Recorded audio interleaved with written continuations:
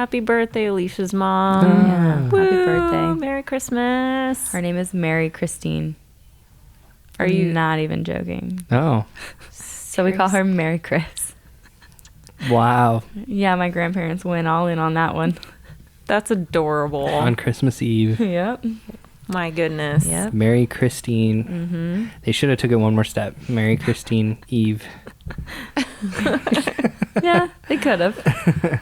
On that note, welcome back to another episode of Healthcare Horrors. Is that what we do here? That's what we're doing. Okay. We got the caffeine flowing.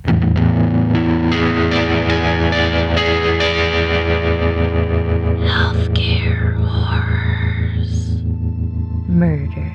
I'm Ashley. I'm a brand specialist. I'm Alicia Carosella, your training and development specialist. And I'm Dolan on the knobs. Nothing. Exactly. We're moving on. Yep. All right, last time we talked about Colin Norris. Yes, we did. And this time we're going to talk about the Lainz Angels Of Austria. death. Of that too. So anyways, death is not funny. Sometimes it is. In this case, it's not. So Yep, stop Anyhow. laughing. No laughing. This is very serious. It is serious. don't smile. God, I just Ah. felt the I felt the anger. comments. Yeah. I felt the commenters Dang. on YouTube. Oh, Ashley and Dolan made the mistake of reading some comments, and now Yeah, if you want to hear the comments be read, we have a video out where we react to some of the comments that we got from some of our episodes. keep them coming, guys. Yeah. If it's not for you, move on. Dang, let them know, Ashley. Yeah. Without further ado, though, today we're gonna, Get into it.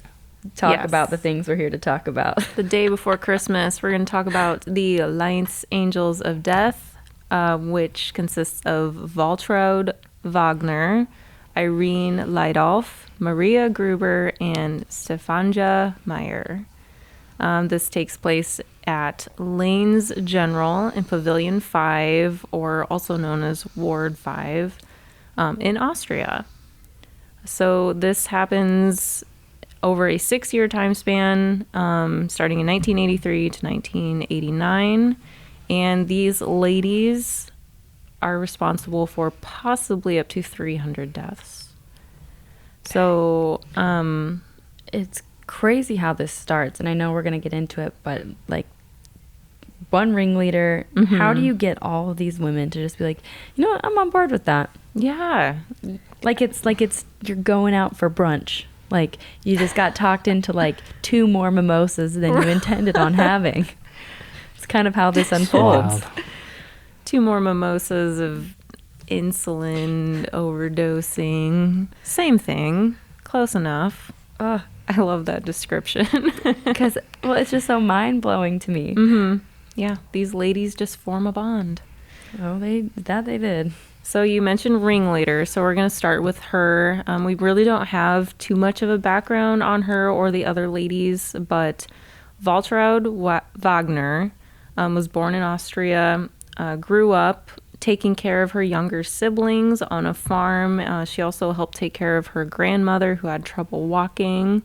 So from an early age, she was a caregiver, and this led to her enrolling in a nursing program. She didn't do so well academically. She ends up dropping out before getting her degree. In 1982, she moves to Vienna. When she's 22 years old, she still doesn't have a proper education, so she does have a hard time finding work. She still wants to take the nursing route. So since she didn't do well in nursing school, she decides to become a nurse's aide. As we know, nurses' aides aren't supposed to be administering medicine and doing everything nurses do. Their nurses' aides are just supposed to alleviate the nurse's workload, clean bedpans, help clean up after patients, clean patients, things like that. Definitely not give meds. No. However, That is not how this story goes. yeah. We'll get to that. So right away, Wagner starts working at Lainz General Hospital in Pavilion 5. So within this pavilion or ward, they have other wards that it's broken up into. So Pavilion 5 is primarily elderly patients or mentally ill. Ward D of Pavilion 5 is the worst of the worst. Basically, any patient that goes there is terminally ill and not going to last much longer. So, of course, it's called like Ward of Death or, things like that, those nicknames. Mm-hmm. There is a limited amount of beds, but this ward is not allowed to turn away patients, so often it is overcrowded and understaffed, of course. Patients usually die there, and Wagner has to often clean up human fluids or blood off of the beds. As you can imagine, it's a terrible job. So Wagner is on the night shift. Of course, this is an overwhelming thing to experience, a lot of death. However, others on the floor, her coworkers and such, find her to be positive and charming. Being on the night shift and understaffed, though, meant that nurses' aides could administer injections or medication, or at least they could get away with it easier. So working with terminal patients obviously can take a toll on your mental health. It's very traumatic, and it could also lead to the possibility of becoming less empathetic towards people and patients. So her job was to basically make the sick comfortable until the inevitable outcome of death. So hospice, essentially. Which at that point, it just... if they die, it almost seems like it would be a relief. They're ending their suffering, which is kind of how Wagner gets into killing people. Yeah. Yes. By Wagner's second year in the ward in 1983, she ends up killing her first patient, but not because it's her idea and she wants to. The patient actually asks Wagner for it. This patient, female patient, 77 years old, asks Wagner to end her suffering, and after thinking about it, debating it, Wagner obliges and overdoses the woman with Rohypnol, which is a benzo, or it's used to treat insomnia, and this patient was already on this specific drug, so it went unnoticed.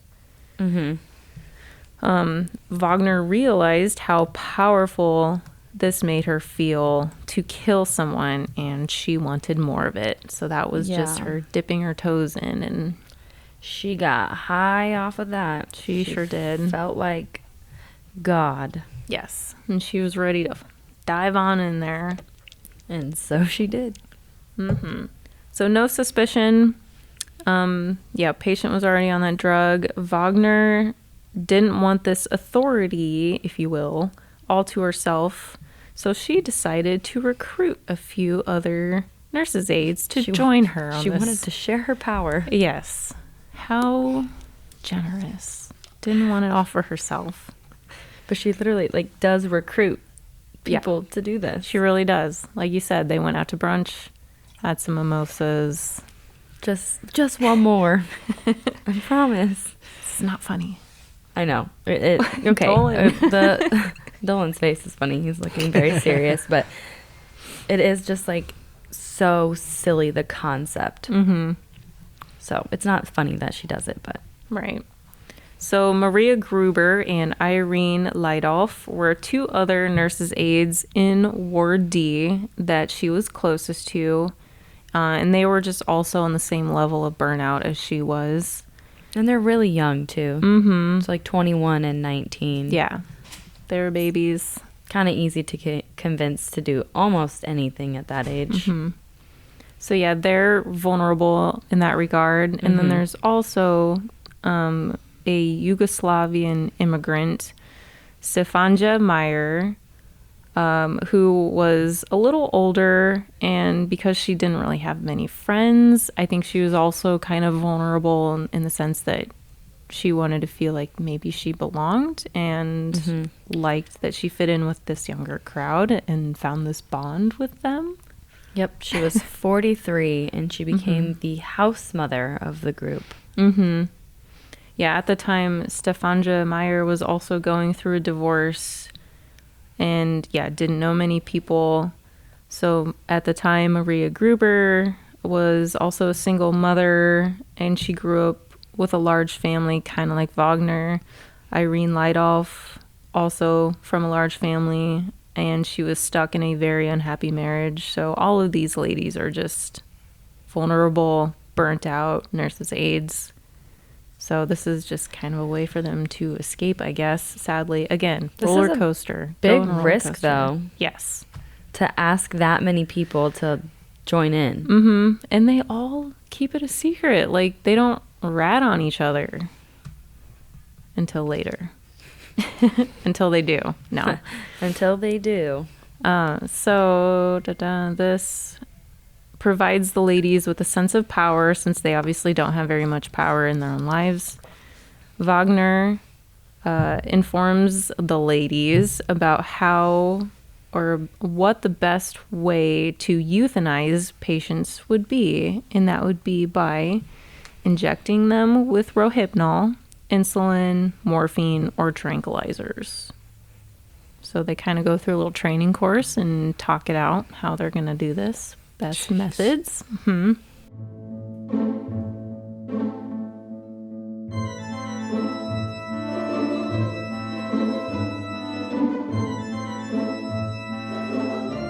They get to a point where basically any patient who annoys them, whether it's wetting the bed, snoring, buzzing the nursing station too many times, refusing medication, they would terminate. And Wagner would refer to it as giving them the ticket to God. And she made basically like a hit list of who they should kill. And the specific drugs that they were using weren't very suspicious if they were found in postmortems. They looked at these killings as mercy killings, since, again, they were like terminally ill patients. And so they thought they were doing God's work. Well, I think yes and no. I think it's interesting too, because I have some information too that says not all of these patients were terminally ill. Like some of them were feeble, okay, but not all were terminally ill. Gotcha. So I think it's that thing where they take it too far. Yeah. I also had that they had another method of killing. Yes. Yeah. So at a certain point. It gets to a point where they start killing patients every few weeks. Jeez. Yeah. Like round robin, or each of them? I'm just curious. Yeah, like, I don't know. No, honestly, that's a great question. That's a good question. So eventually the method of injecting people does get boring to this murderous foursome. Do you want to talk about their other method? Yes, I will dive into what they move on to, it's honestly kind of smart, but still really messed up. So they invented their own murder method, which is one would hold the victim's head and they would pinch their nose, and another would pour water into the victim's mouth until they drowned in their bed. So since a lot of these patients frequently had fluid in their lungs, it was an unprovable crime. So now we're just drowning people. Yeah. Just fucked up. Yeah, it was common for elderly Four heads patients. are better than one. How can you even... I couldn't even be in the same room with that going on. That would... Yeah, and I say that ironically. I don't say that like... Yeah. In a... It's so much more personal, that route. Like, injecting someone with insulin is one thing. To like hold them down and drown them is so much more personable. It's like I could compare it to shooting someone versus stabbing someone, because you're not as close to the person, which You is shoot them. stab. Yeah. Yeah. Stabbing somebody is much more personal. Mm-hmm. So they have completely gone off the rails here. Yes. So that's called the water cure, is what they call it. And this went on for 5 years, almost 6 years, pretty much. So before it drew enough attention in 1988, police began the investigation, but the hospital administration is anything but helpful. February 1989, this group of ladies go out for drinks after a shift. Here they go again. And with a little liquid courage, they're chatting about their day, talking about the most recent kill from that day. They're speaking very loudly about the water cure, not realizing that just within earshot, there is another doctor like sitting right next to them that also works at the hospital, and he hears everything. So he goes to authorities, and this helps police gather some evidence to start building a case.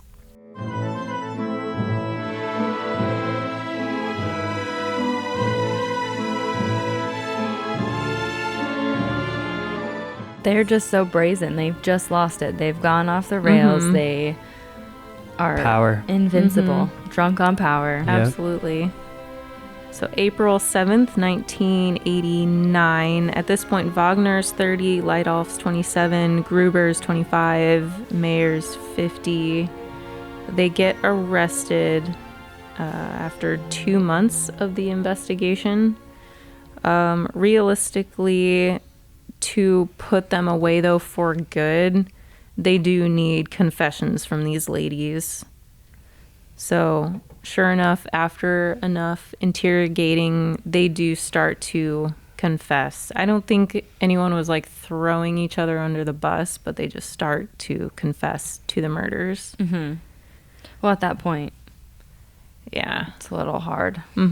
I mean, Hard to keep that under wraps. Like this doctor walked into the hospital and was like, "Hey, by the way, did you know I made up this whole story about?" No, I think they just knew it was time. yeah. And then they start putting the pieces together. It all pans out. So Leidolf, Gruber, and Meyer do confess that it was Wagner's idea initially, and Wagner doesn't deny it. So when provided a list of patients that died over the years, Wagner confesses to 39 of them, along with the specific methods of each one's death. So she remembered it. Which is kind of crazy. Especially since your brain is actually designed to not remember facts like that. It's not meant to be a storehouse for unnecessary facts. So this was that's 39. Yeah. And that's Important crazy. enough for her. Over 5 to 6 years, like, I don't even remember what I did last week. You know, what day is it? Yeah. And she remembers this. Well, I mean, it is a monumental thing to probably kill somebody. True. But when you do it over and over again, I think, like, I would think it would start to lose its shine. Just kind of start blurring together, Yeah. at least. Well, not for her. Not for her. So once word got out about the malpractice and murder at Lainz Hospital, people of Austria were outraged. The supervisor of Papillion 5 was suspended because at first when authorities tried to start an investigation, of course, the hospital didn't want to cooperate fully, or at least the supervisor. So 22 patients died between April 1988, I think, when the investigation first started, to where when they like finally bring them in and like the hospital wasn't cooperating, like they could have been put away sooner, but 22 more patients die like in that span of time. Yes, because the hospital was not speaking at all. I think I meant to put 1989. Excuse me. It should have been 1988 to 1989. Okay, there you Yep. go. The investigation showed the death rate increased at least 5% when Wagner was working.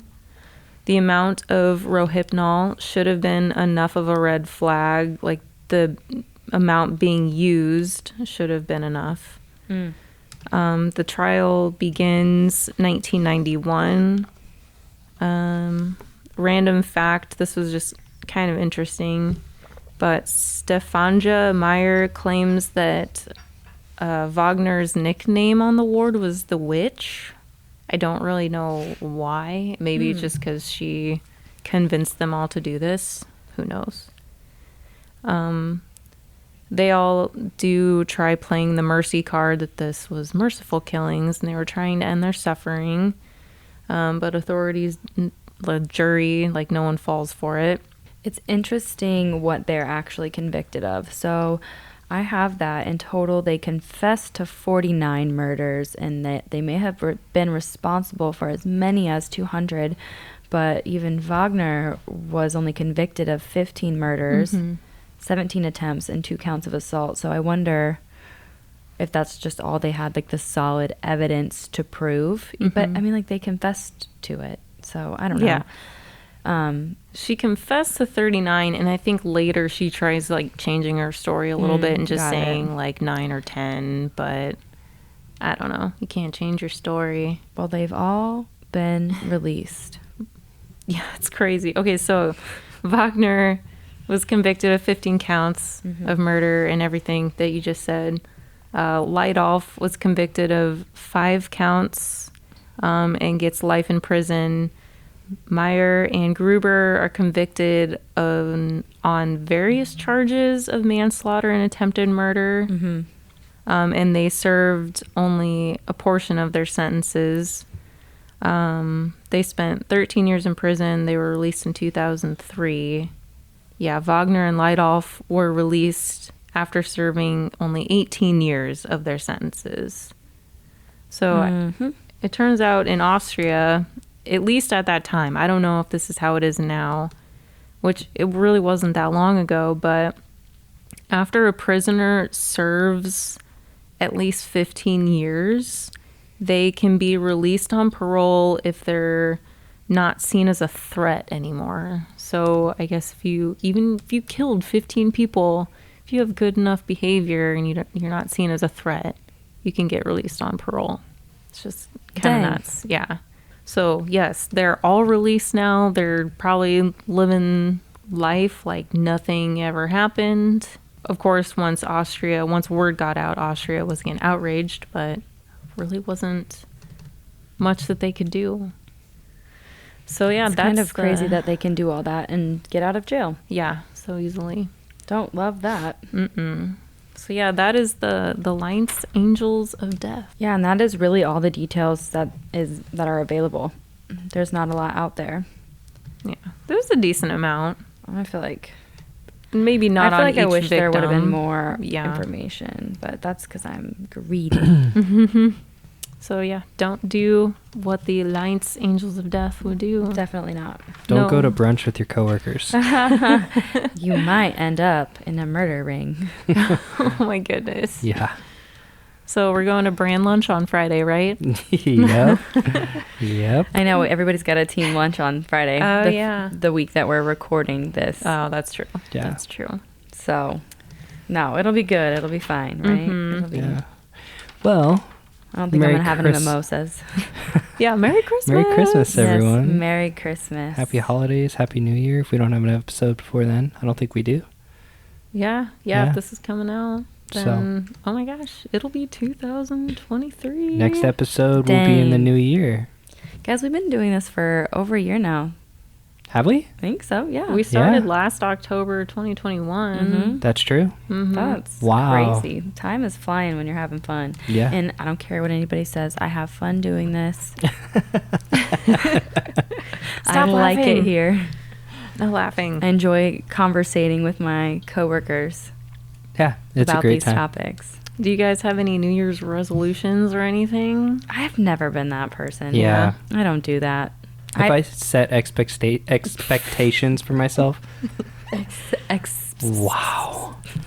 Ashley is rubbing off on me. Okay. I am. Sorry. I was gonna ask Alicia to pronounce that word that we were talking about earlier. Oh, Sorry. Before we the go facility? before we go to our New Year's resolutions. Okay. The name of the hospital where they worked as nurses' aides, yes, it's Vienna General, but it also says that it's known as Geriatriezentrum am Wienerwald. And that, Which translates to... the geriatric center in the Vienna woods. Wow. You said that a lot better this time than the very first time. You've had practice. I was nervous. The And I pressure didn't was record on. the first time, so... Oh, he should have. That was hilarious. Yeah. I had to work my way through that. And you did.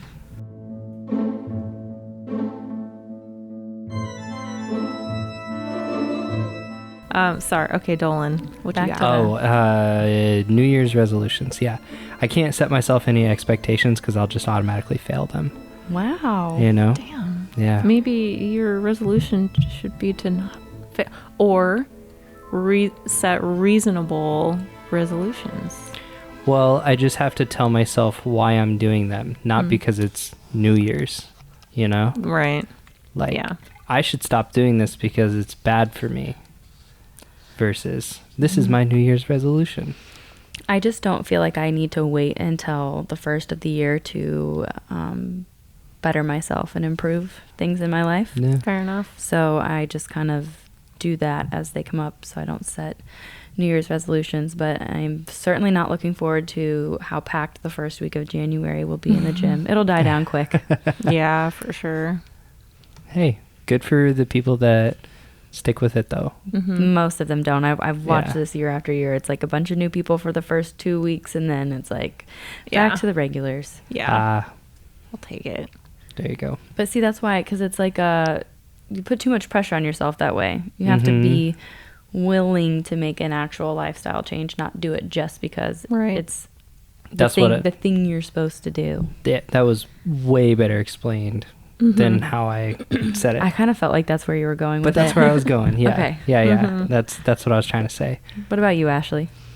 I would like to stop saying as much In the when podcast. when I'm doing podcasts or videos. I'm happy to throw something at you Do it. every time. Or, you know what I'm going to do? I'm going to get a water bottle and I'm just going to squirt you every single time you say Wait, you mean literally? I was Like- thinking like like a spray bottle. like figuratively. Like No, I'll I throw mean, like- something at you. like every I will time. literally throw something at you. No, that's what We need like I don't know like when you, like when I Skittles. didn't want my dog to like chew on something when she was a Yeah. puppy, I would Squirt just with a squirt her water with bottle. water. Yep. Mm-hmm.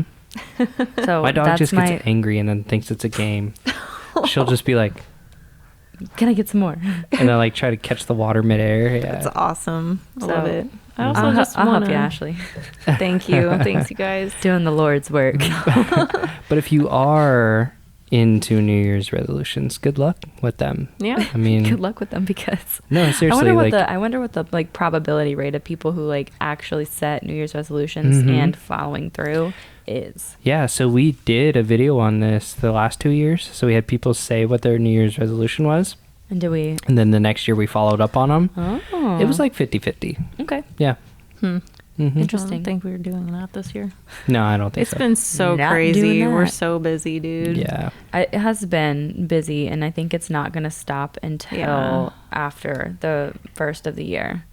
Yeah. There's Yeah. about Can't 10 stop, more won't things stop. on my to-do list every week Mhm. from like November all the way through, and it's Yeah. very At- overwhelming. Atlas is growing and Yes. we're getting bigger. And We are. the new year, we're going to be even bigger. Yeah. So Yes, we are. With everything being so busy, I also want to make sure I take more time, like for myself and for Rob and the dogs. Yeah, like you should. Mhm. spend more time focusing on them instead of just being in the same room.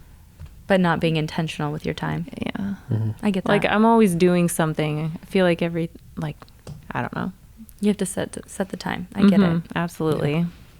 my workplace has always been my identity. And for the last couple months, I've been trying to like turn work off when I'm home. Yeah. So- Oh, I don't. Yeah. That's so interesting that you see yourself that way, because I don't see you that way. I don't see either of you that way. Oh, I am like, Yeah. yeah. Well, you do great work here, Dolan, and we Yeah. appreciate you. Atlas do. through and through. I know As I peop- like to say, if you cut me, I'll bleed little Atlas logos. Oh gosh. Oh my God. All right, now we've taken it too far. But I think that says something about the company, It though, is. that It if does. you love your job enough to, work in the evening and just like think about work a lot too. Well, if you remember, one of those hate comments we got were, "Don't quit your day jobs, ladies." Newsflash. This is This our is day our day job. Our day job, Joke's our on night you. job. I know Yeah. and with training, it's nonstop when we're on. So yes, which I really enjoy it. I think it's a Yeah. lot of fun. So Well, when our clients and are 24/7, like, so are we, right? we sure It's are. always been Atlas 24/7. So. Even if we take a break to talk about murder. Mm-hmm. All right. Next time, we don't know what we're talking about because we haven't decided yet, unless Ashley. I wrote down a Decided name. something. We're staying across the pond, but we're going to a different part of the world. Shiro Ishii. Oh, Japan? I don't. Yep. Nice. All right. So well, stay that's what we're tuned. doing. And Merry Christmas Eve and Happy New Year's. Happy New Year. Thank you for listening to Healthcare Horrors, brought to you by Atlas MedStaff. Just a reminder, we are not healthcare professionals. We are just fans of true crime, talking about some of history's darkest moments in healthcare. Stay tuned, stay healthy, and stay safe.